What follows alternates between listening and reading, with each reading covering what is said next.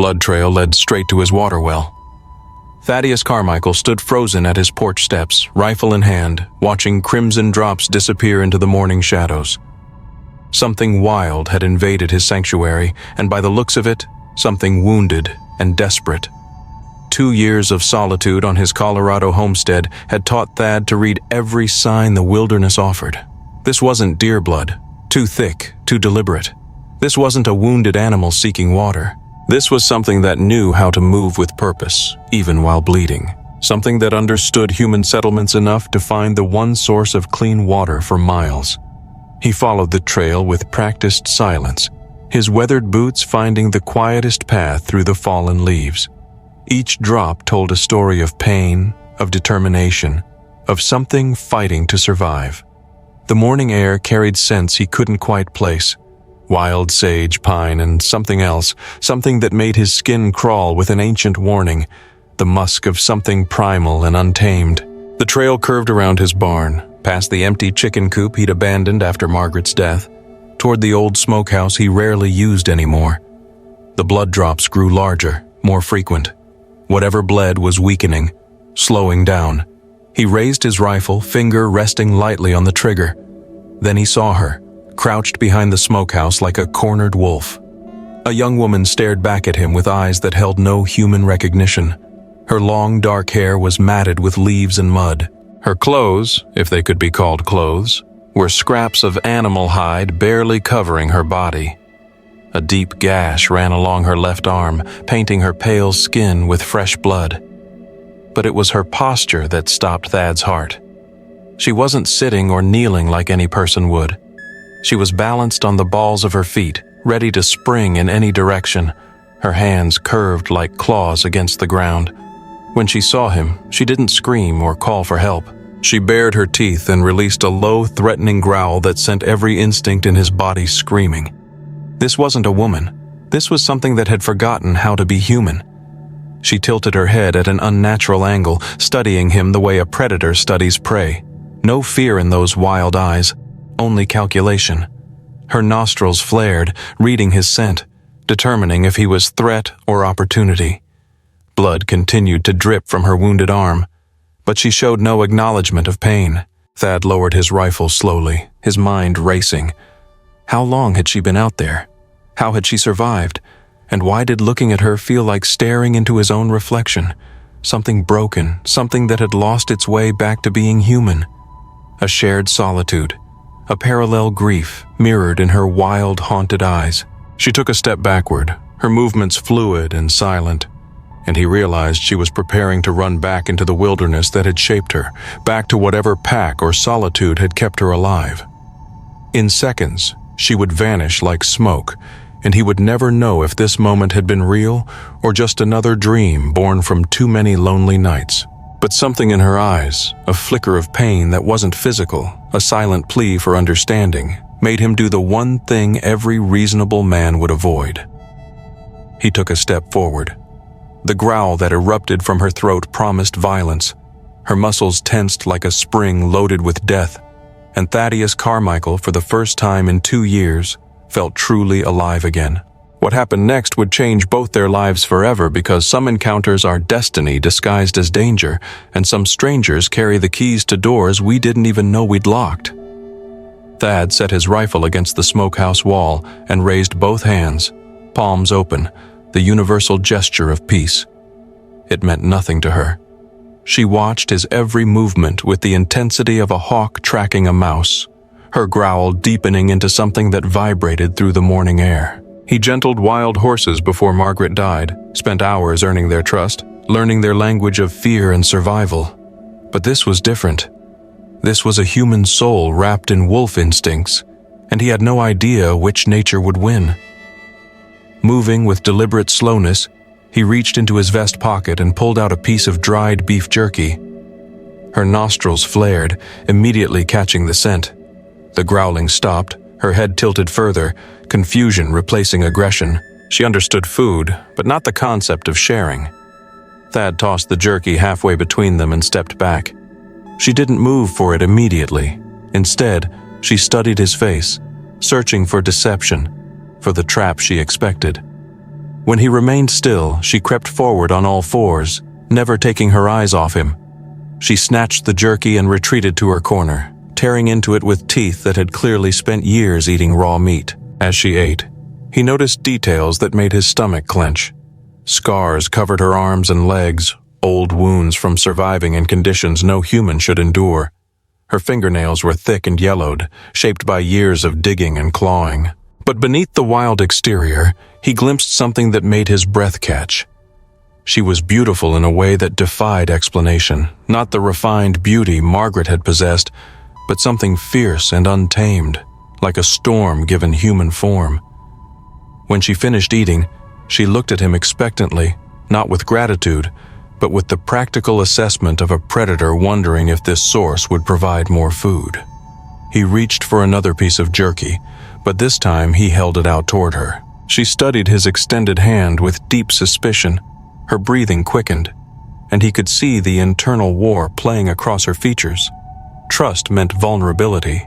Vulnerability meant death, but hunger was a language older than fear. She moved closer, one careful step at a time, close enough now that he could see the gold flecks in her brown eyes, the way her pulse hammered at her throat, close enough to smell the wild sage in her hair, to notice how she held her wounded arm protectively against her body. Their fingers almost touched as she reached for the jerky, almost. But something spooked her. A bird calling in the distance, the creak of his old barn in the wind, and she jerked backward, hissing like an angry cat. That's when Thad made his second dangerous decision of the morning. Instead of pursuing her, he sat down cross-legged in the dirt and waited. He closed his eyes and became as still as stone, every muscle relaxed, every threat neutralized. Minutes passed. The sun climbed higher, warming his face. Birds resumed their morning songs, and slowly, carefully, he felt her moving closer again. When he opened his eyes, she was sitting just outside arm's reach, studying him with an expression he couldn't read. Not quite human, not quite animal, something caught between two worlds, neither of which had shown her mercy. But in that moment of silence, something passed between them.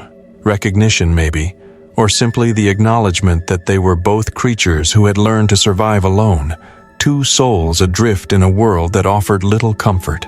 The sound of hoofbeats in the distance shattered the moment. Her head snapped up, every muscle tensing.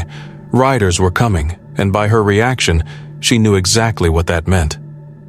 Thad's blood ran cold as he recognized the voices carrying on the wind. The Brennan brothers from town, and they were riding hard toward his property with purpose that promised nothing good. She vanished before Thad could blink. One moment she was sitting in front of him, the next she was gone like morning mist. He heard the faintest rustle from the direction of his barn's old loft, but when he looked, he saw nothing. She'd learned to disappear the way most people learn to breathe. The hoofbeats grew louder, accompanied by the harsh voices of men who'd never learned to solve problems without violence. Thad stood and retrieved his rifle, his mind racing through possibilities. The Brennan brothers didn't ride out to his property for social visits.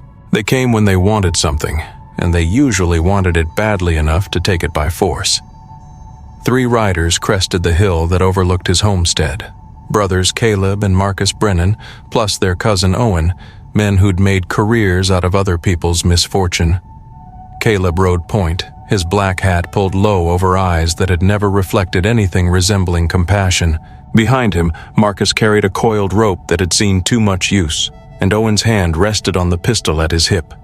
They reined in their horses 20 feet from where Thad stood, forming a loose semicircle that boxed him against his own barn. Caleb leaned forward in his saddle, his smile sharp enough to cut glass. "Morning, Carmichael. Heard you might be harboring something that doesn't belong to you." Thad kept his expression neutral, though his grip tightened on his rifle. "Don't know what you're talking about, Caleb. Been a quiet morning." "That's so." Marcus spat tobacco juice into the dirt near Thad's boots. "Because old Pete from the general store swears he saw tracks yesterday. Wolf tracks, but bigger and stranger, following a blood trail that led straight toward your property." Owen's horse pranced nervously, picking up on tensions its rider was too stupid to read. Of course, Pete's been known to see things after he gets into his whiskey, but then Mrs. Henderson mentioned missing chickens, and the Clearwater boy swears something howled outside his bedroom window 2 nights back. Thad's blood chilled. If they were tracking her, if they'd connected her to the recent disturbances around town, she was in more danger than just exposure and starvation. Men like the Brennans didn't capture what they feared. They destroyed it. "Lot of wild animals in these parts," Thad said carefully. "Always have been. Don't see how that concerns me." Caleb's smile widened, showing teeth yellowed by chewing tobacco and malice. "See, that's where you're wrong, neighbor, because we got ourselves a bounty situation. $50 for whatever's been terrorizing the good folks of Cedar Ridge. $50 says we find it, we put it down, and we collect from the town council. $50 more money than most of these men saw in 3 months. Enough to make them hunt with the dedication of professionals and the cruelty of amateurs. And seeing as how the trail leads here," Marcus added, pulling his rope free from his saddle horn, "we figure you won't mind if we take a look around your property. Just being neighborly and all." Thad raised his rifle to a more ready position. "I mind plenty. This is private property and you boys aren't welcome here." The temperature between them dropped 10 degrees. Owen's hand moved closer to his pistol, and Marcus began testing the weight of his rope.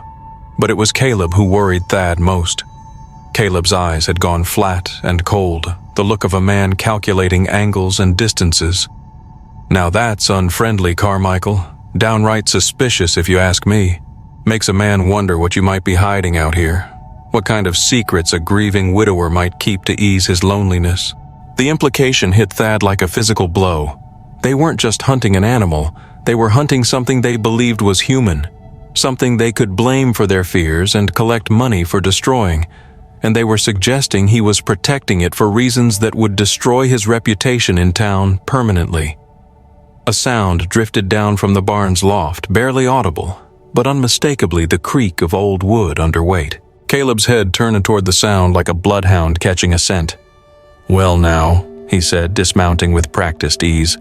"Sounds like we might not need to search very long after all."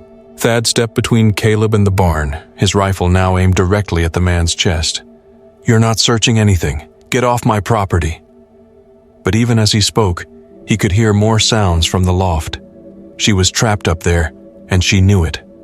The question was whether she'd try to fight her way out or trust him to handle the situation. Either choice could get them both killed.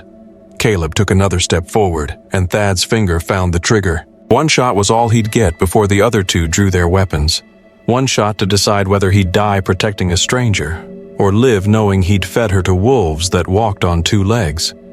The choice should have been easy, but nothing about this morning had been easy, and he was beginning to suspect easy was no longer an option.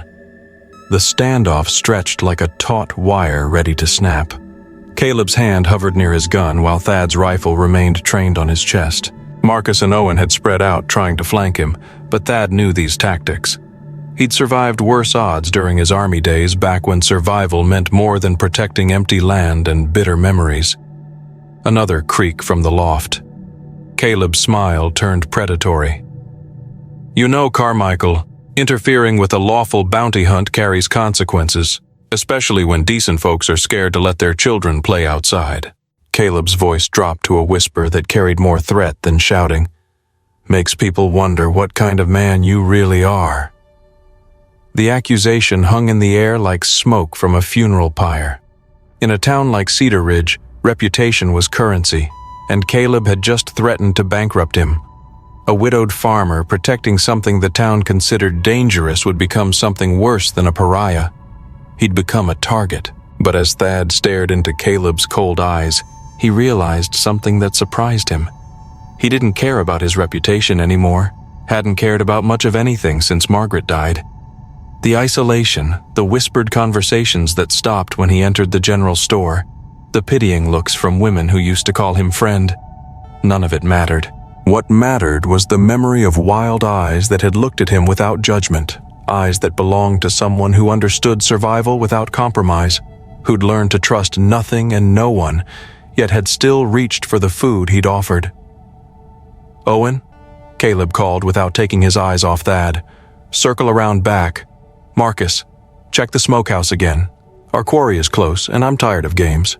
This was the moment, the crossroads where Thad had to choose between the safe path and the right one, between protecting himself and protecting someone who couldn't protect herself, between the man he'd been and the man he could become. The decision resonated deep within him, stirring long dormant embers of courage and compassion. If you were Thaddeus, what would you do? Fire a warning shot and risk a gunfight that could leave you dead and her defenseless, or lower your weapon and hope 3 armed men show mercy to something they fear? The weight of responsibility pressed down on him, the potential consequences echoing in the silence of the morning. "She's not an animal," Thad said quietly, his rifle still aimed at Caleb's heart. "She's a person, scared, hurt, but still a person." The words fell between them like stones into still water. Caleb's expression shifted from predatory confidence to something far more dangerous, the look of a man who just confirmed his worst suspicions. Marcus stepped closer, rope ready. "You've been hiding a woman up there? What kind of woman runs wild and kills livestock?" "The kind that's been surviving alone in conditions that would break any of you in a week," Thad replied. "The kind that deserves a chance to remember what it means to be human." Owen had reached the back of the barn. Through the old wood, Thad could hear him testing the rear door, looking for another way in. Time was running out, and she was trapped between armed men who saw her as either a monster to be destroyed or something worse. Caleb drew his pistol in one smooth motion. "Lower your rifle, Carmichael, right now, or I'll assume you're as dangerous as whatever you're protecting. 3 guns against 1. A woman in the loft who might flee, might fight, might do something unpredictable that would get them both killed. The smart move was surrender. The safe move was compromise." But Thad thought about Margaret's last words before the fever took her, how she'd made him promise to find something worth living for again, something that would pull him back from the edge of becoming a ghost haunting his own life. He'd found it, and he'd be damned if he'd let the Brennan brothers destroy it for 50 pieces of silver. "No," Thad said, and meant it down to his bones. The gunfight that erupted would be talked about in Cedar Ridge for years to come, but what happened in the seconds before the first shot was fired would change everything Thad thought he knew about the woman hiding in his barn, because some people are born wild, and some people are made wild by circumstances beyond their control, but a rare few are made wild by choice, by deciding that survival isn't enough, and that some things are worth fighting for even when the odds promise nothing but death. The first shot came from Owen at the barn's rear door, not aimed at Thad, but fired into the air as a warning. The sound shattered the morning silence like breaking glass, and everything that followed happened in heartbeats. Caleb's gun cleared leather just as Thad's rifle spoke. The bullet took Caleb high in the shoulder, spinning him sideways and dropping his pistol into the dirt. Marcus raised his weapon, but before he could fire, something impossible happened. She dropped from the loft like a falling star. Not through the door, not down a ladder, but straight through the loft side window in an explosion of glass and splintered wood. 20 feet to the ground, landing in a crouch that absorbed the impact like she'd been born to fall from heights that should have shattered bones. Marcus turned toward this new threat, his gun swinging in her direction, but she was already moving, not running away from danger, but straight toward it, toward him. The scream that erupted from her throat wasn't human. It was the sound a mountain lion makes when cornered, when every instinct turns to violence, when survival demands blood. Marcus got one shot off, wild, panicked, missing by inches before she hit him like a force of nature. They went down together, Marcus's horse rearing and screaming as she locked onto his gun arm with teeth that had learned to hold or die. The weapon flew from his grip, spinning end over end to land in the creek that bordered Thad's property. Owen rounded the barn at a dead run, his face pale with terror. Whatever he'd expected to find, it wasn't this. Not a woman moving like liquid death. Not Marcus screaming as she held him down with strength that seemed impossible for her size. Thad swung his rifle toward Owen, but the man was already retreating, his weapon forgotten in his need to put distance between himself and something his mind couldn't process. "Jesus Christ!" Owen shouted, stumbling backward. "What is that thing?" Caleb struggled to his feet, clutching his wounded shoulder, his face twisted with pain and fury. Blood seeped between his fingers, staining his shirt dark red. "Kill her!" he screamed at Owen. "Kill the goddamn animal!" But Owen was already mounting his horse, panic overriding whatever loyalty he'd felt toward his cousins. "I didn't sign up for this," he called back, spurring his horse toward the hills. "This ain't natural."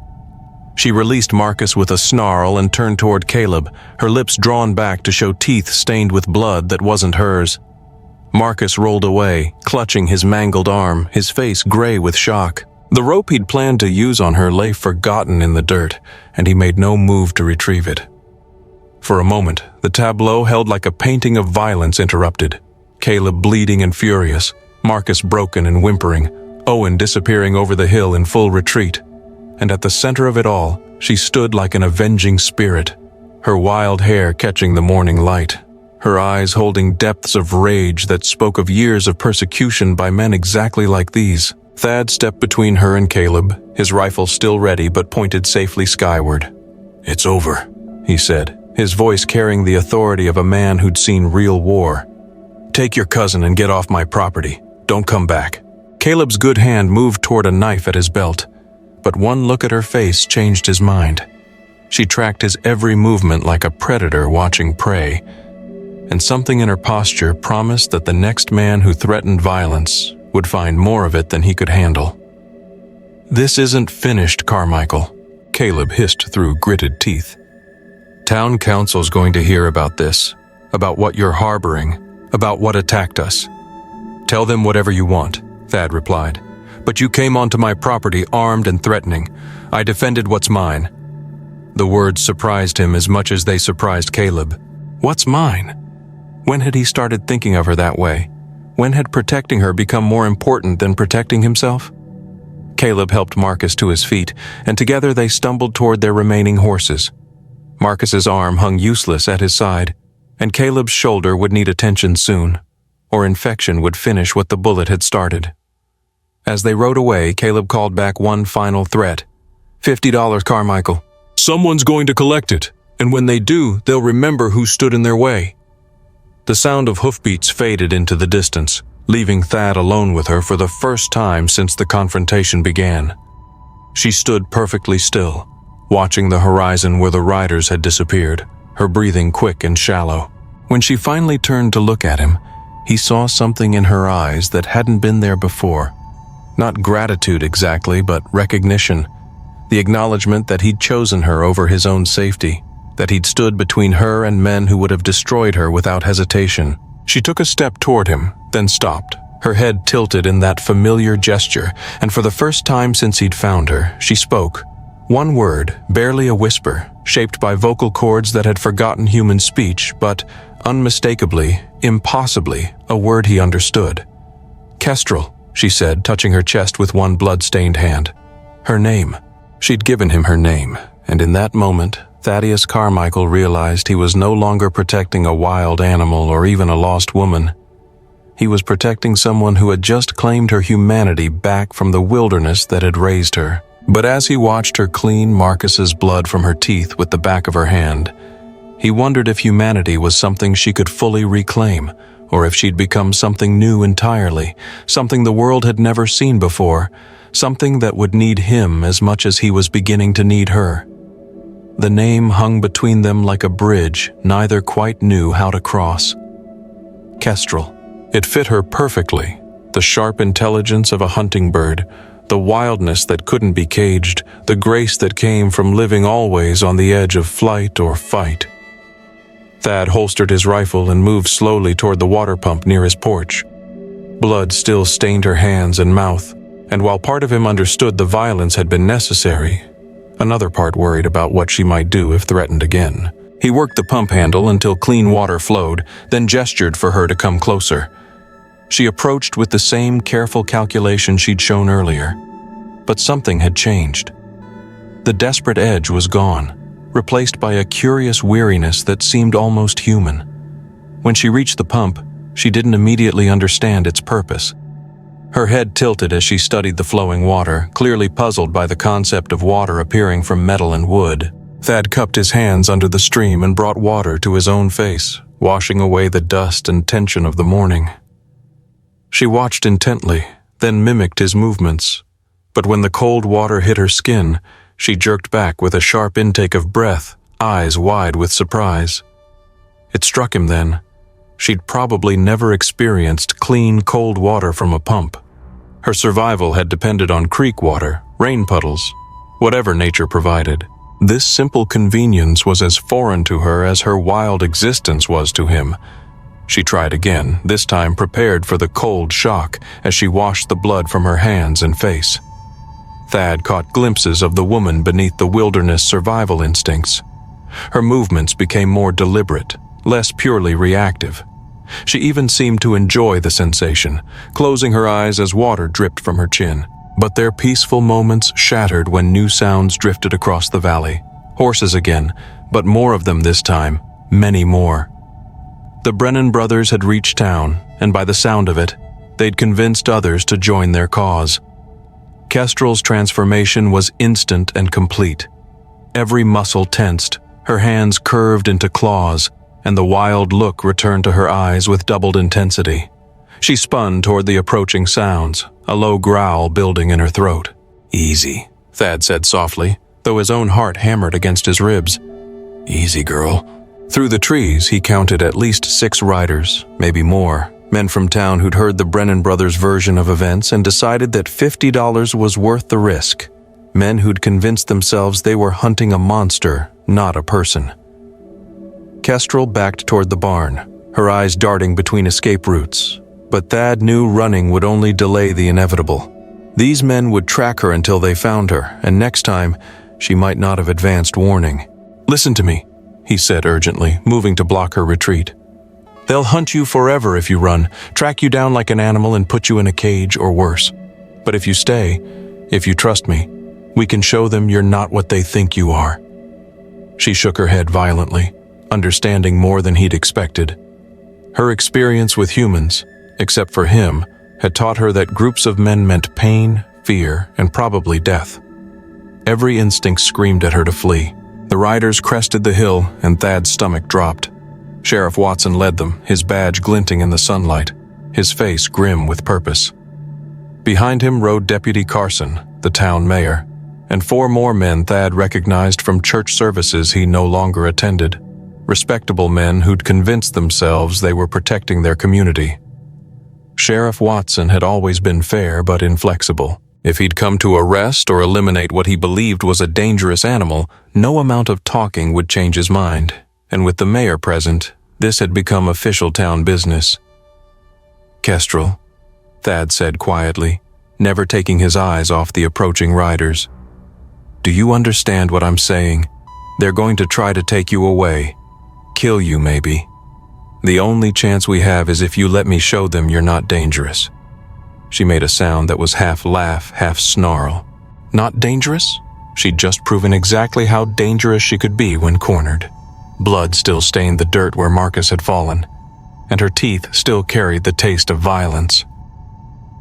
The riders were close enough now that Thad could see Sheriff Watson's expression. It was the look of a man who'd come to do an unpleasant job and intended to see it through regardless of complications. "Thaddeus Carmichael," Watson's voice carried across the yard with official authority. "We need to talk about what happened here this morning and about what you're hiding." Kestrel tensed like a spring loaded with death, ready to fight or flee. In seconds, she'd make a choice that would determine whether she lived as something more than an animal or died as something less than human. And Thad realized that her choice would also determine what kind of man he'd become, the kind who stood by helplessly while fear destroyed innocence, or the kind who'd learned that some battles were worth fighting even when victory seemed impossible. The riders formed a semicircle around his property, cutting off escape routes with practiced efficiency. But they'd made one crucial mistake. They'd assumed she was the only dangerous thing on his land. Sheriff Watson dismounted with the careful movements of a man who'd learned not to underestimate any situation. His hand rested on his gun butt, but he hadn't drawn yet. A small mercy that gave Thad hope this might end without more bloodshed. "Morning, Thad," Watson called, his voice carrying the weight of official business mixed with personal regret. "Wish I was here for social reasons, But the Brennan boys came into town with some disturbing claims, said you attacked them while harboring something dangerous. The Brennan boys came onto my property armed and threatening, Thad replied, positioning himself between Kestrel and the semicircle of riders. I defended what's mine. Mayor Hutchkins, a soft man who'd never faced real danger, leaned forward in his saddle. They said it was a woman, Thad, a wild woman who attacked Marcus like an animal, bit him so bad Doc Peterson had to stitch the wounds. Behind Thad, Kestrel remained perfectly still, but he could feel the tension radiating from her like heat from a forge. She understood enough to know these men represented the same threat as the Brennans, just with more official authority. Her name is Kestrel, Thad said quietly, and she defended herself when 3 armed men cornered her like prey. Deputy Carson, barely 20 and eager to prove himself, shifted nervously in his saddle. Thad, you can't keep a wild woman on your property. It's not natural, not safe for the community. The word natural hit Thad like a physical blow. What was natural about a child abandoned in the wilderness? What was natural about forcing someone to survive alone from infancy, learning to trust nothing and no one? What was natural about men who'd rather destroy what they didn't understand than try to help it heal? She's not wild by choice, Thad said, his voice carrying an edge that made several horses prance nervously. She's wild because she had to be, because nobody else cared enough to help her remember how to be human. Sheriff Watson studied Thad's face with the practiced eye of a man who'd spent years reading guilt and innocence. Where did she come from, Thad? How long has she been here? Found her this morning, wounded, hungry, scared. Did what any decent man would do, offered food and shelter. Thad kept his voice steady, though his heart hammered against his ribs. What the Brennan boys did was hunt her like an animal for bounty money. Bounty money? The town council authorized. Mayor Hutchkins interjected, his voice taking on a pompous tone. $50 for whatever's been terrorizing our citizens, killing livestock, frightening children. Thad felt Kestrel tense behind him. She understood more of their conversation than anyone realized, and the mention of hunting her for money brought back memories of other men, other threats. Other times she'd barely escaped with her life. Show yourself, miss, Sheriff Watson called past Thad. Nobody's going to hurt you if you cooperate, but we need to see what we're dealing with. The silence stretched like a taut wire. Then slowly, Kestrel stepped out from behind Thad. She moved with fluid grace, but her posture remained that of a predator ready to fight. Her eyes swept the assembled men with cold calculation, categorizing threats, planning escapes. The collective intake of breath from the riders was audible. Whatever they'd expected, it wasn't this. Not someone who looked so human, yet moved so unlike anything they'd ever seen. Not someone beautiful enough to stop conversation, yet dangerous enough to make grown men shift uncomfortably in their saddles. Jesus, Deputy Carson whispered. She's just a girl. A girl who tore Marcus Brennan's arm open with her teeth, Mayor Hutchkins countered, though his voice lacked its earlier conviction.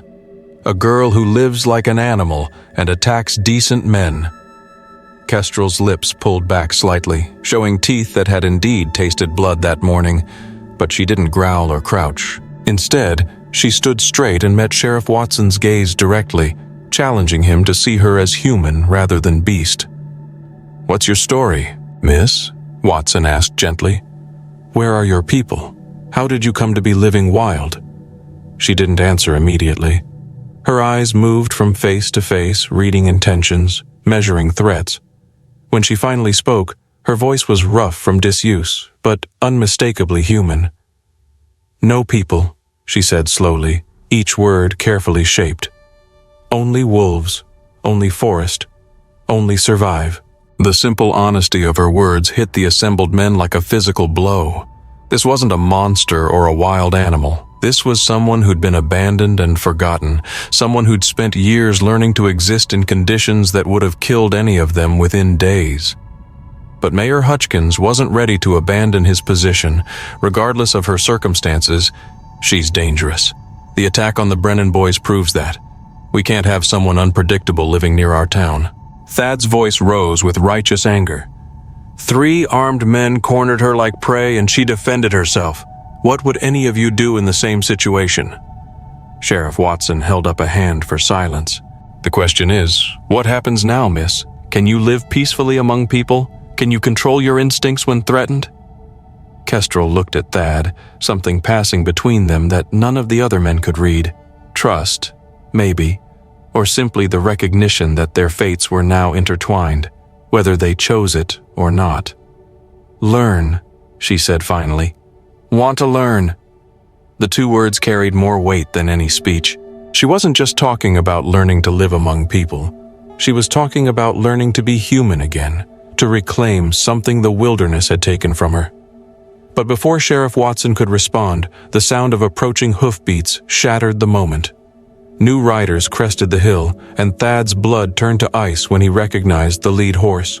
Caleb Brennan had returned, his arm in a crude sling, his face twisted with pain and fury, but worse than his presence was what he brought with him. Federal marshals with warrants and weapons, men who wouldn't be swayed by local politics or personal appeals, men who'd been told they were hunting a killer and who had the authority to shoot first and ask questions later. The real fight was about to begin, and this time talking wouldn't be enough to save either of them. The federal marshals rode with the cold efficiency of men who'd spent years chasing dangerous fugitives across untamed territories. Marshal Hayes, a weathered man with steel-gray eyes, dismounted and approached with papers already in hand. Behind him, Marshal Porter kept his rifle ready, scanning the scene with professional suspicion. "Thaddeus Carmichael," Hayes announced, his voice carrying the weight of federal authority. "We have a warrant for the capture of a dangerous individual reported to be on your property. Stand aside." Caleb Brennan sat his horse behind the marshals, his wounded arm cradled against his chest, his smile victorious despite the pain. "Told you boys she was deadly. Near tore my cousin's arm clean off, and Carmichael here's been protecting her, helping her hide." Sheriff Watson looked uncomfortable with the escalation. "Marshal Hayes, this is still a local matter. The woman hasn't been charged with any federal crimes." "Assault on a federal mail carrier changes that," Hayes replied, consulting his papers. "Marcus Brennan was delivering mail to outlying settlements when attacked. That makes it our jurisdiction." Thad's heart sank. Marcus had never been a mail carrier. It was a lie designed to bring in federal authority, but proving it would take time they didn't have. And these marshals had been told they were hunting a savage killer. Kestrel stepped forward, positioning herself beside Thad rather than behind him. The movement sent ripples of tension through both groups of riders. She stood straight, meeting Marshal Hayes's gaze without flinching, showing no sign of the wild creature they'd expected to find. "You're coming with us, miss," Hayes said, though his voice carried less certainty than before. Whatever he'd been told to expect, this composed young woman wasn't it. "No," Kestrel said simply. The word carried a finality that made several horses sidestep nervously. Marshal Porter raised his rifle. "Ma'am, you don't have a choice in the matter. You're under federal arrest for assault with intent to kill." That's when Thad made the decision that would define the rest of his life. He stepped in front of Kestrel, shielding her with his body, and looked Marshal Hayes directly in the eyes. "She's my wife," he said clearly. "As of this morning, married under territorial law, with Sheriff Watson as witness." The lie hit like thunder in a clear sky. Sheriff Watson's eyes widened, but before he could contradict the statement, he caught something in Thad's expression that made him pause. Mayor Hutchkins started to protest, but Watson silenced him with a sharp gesture. "That true, Sheriff?" Marshal Hayes asked. Watson studied Thad's face for a long moment, reading the desperation there, the determination to protect someone who'd already lost everything once. "Marriage ceremonies don't require advance notice in territorial law," he said slowly. "If Thad says they're married, I'll witness it." Kestrel looked at Thad with confusion and something that might have been gratitude. She didn't fully understand the legal implications, but she understood protection when she saw it. "Federal warrant supersedes marriage," Marshal Hayes started, but Thad cut him off. "Not when the marriage is legitimate and the charges are based on a lie," Thad declared. And so our tale draws to a close, leaving us to ponder the transformative power of connection and the courage it takes to choose compassion over fear. Thad and Kestrel, two souls forged in solitude and loss, found in each other a reason to reclaim their humanity. a testament that even in the wildest heart, the embers of hope and love can still be kindled. It reminds us that sometimes the greatest risks lead to the most profound rewards, and that destiny often disguises itself as danger, urging us to unlock doors we never knew we'd closed. What did you think of Thad's courageous decision? Did Kestrel's journey resonate with you? I'd love to hear your thoughts in the comments below. Share your interpretations, ask any lingering questions, or simply join the conversation. Let's explore the themes of this story together. And if you enjoyed this tale of resilience, transformation, and unexpected love, please consider subscribing. That way you won't miss out on future stories filled with captivating characters and thought-provoking themes. Until next time, thank you for joining me on this journey.